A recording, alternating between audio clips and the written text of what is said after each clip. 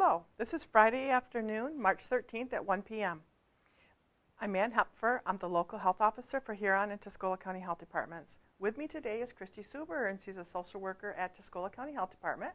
We're here to talk to you a little bit about the COVID-19 virus and how you can prepare yourselves. Last night, Governor Whitmer made her announcement that all the schools were closing down as a result of COVID-19.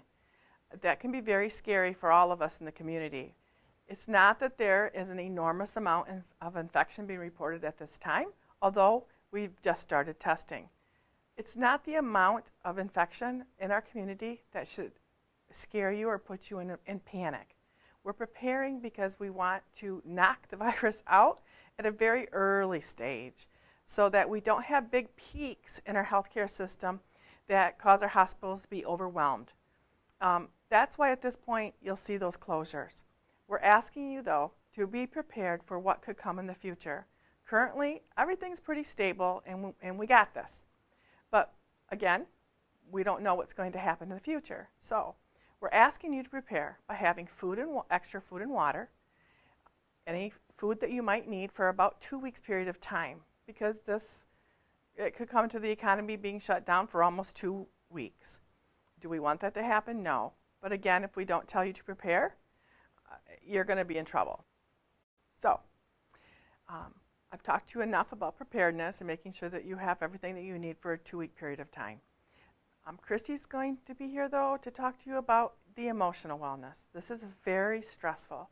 Many of us feel this virus itself is unknown. We don't know what's going to happen. We don't know if we're going to have a job tomorrow to go back to. We don't know if they're going to tell us to be home from work for 2 weeks. There's so many unknowns.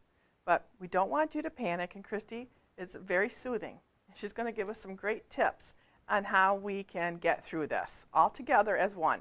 So Christy, would you like to give us some hints of what we can do to keep ourselves healthy? Absolutely. Thanks, Ann. So the first thing that I just want to make sure that everybody hears is that it is so normal to feel anxiety when we have change and disruption. And this is new for all of us. And that's the other point I want to make, is that you are not in this alone. We are all going through this together. This isn't just a Tuscola County issue, a Michigan issue, even a United States issue. This is a worldwide issue. So again, as Ann has so well pointed out, please don't panic, but just prepare. What we want you to know is that there are experts all over the world that are working on this day and night to fight this.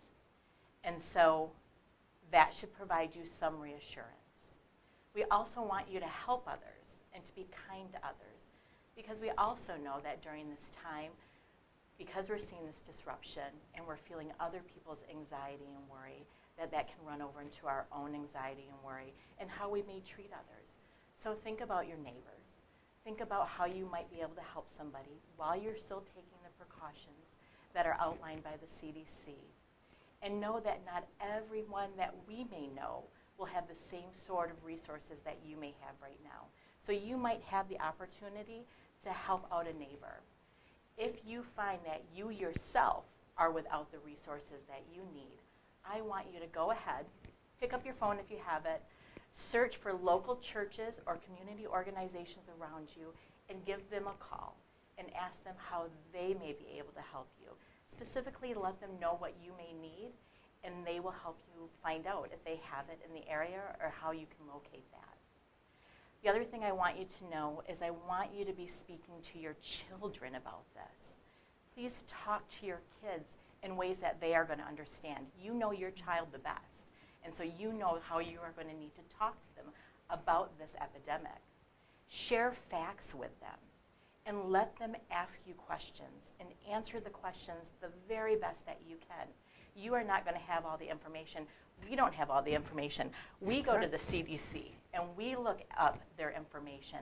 And so in the comments, we are going to post the CDC website along with the Michigan Department of Health and Human Services website, our Tuscola County Health Department website, so that you will have all those resources. Please reassure them that they are safe and that it's okay to be upset and scared. and be a positive role model for them, because we all want to be a positive role model for each other. So right now I'm just going to give you a few pointers that we can all do, whether you are in your home or not in your home, things that you can also incorporate your children in if they're in the home with you too. And these are no special anxiety tips for the COVID-19 epidemic. These are tips that we can all use on a daily basis. So the first one I want you to really, really try to implement as soon as you can is please take breaks from social media and all the news coverage. The excessive exposure will overwhelm you. And just on a personal note, the other night I was up reading Facebook posts, I was watching the news, I was reading articles, and I actually woke up the next morning feeling really anxious. I could feel it in my body, like the physical response of the anxiety I was noticing. And so I knew that I had spent too much time on social media. Social media and the news are really powerful right now because they're going to help inform you, and we want you to be informed because we want you to be empowered with that information. But we also want you to be taking regular breaks. And please remember that not everything you read on social media is the truth or accurate. I want you to take care of your mind and your body, both our mind and our body. And so one of the things I want you to do when you're feeling really stressed is to take some deep breaths. And in a second here, Ann and I are going to kind of show you an example of how to do that. But when you think of taking deep breaths, it can be 30 seconds, it can be a minute. But what you're really doing is you're inhaling through your nose and you're exhaling out through your mouth. And what I want you to do is I want you to place your hand on your belly so that you can actually feel that movement within your belly. And as you're exhaling out a little bit slower than what you're going to inhale in, I want you to think about releasing that anxiety and that worry out. So I'm just going to role model it just a couple times if we could practice it together. So again, it's just going to be a really quick or a slow inhale through your nose and an exhale out just a little bit slower. And I want you just to place your hand on your belly and try it. And you can practice with us or practice at a different time. But you're going to inhale.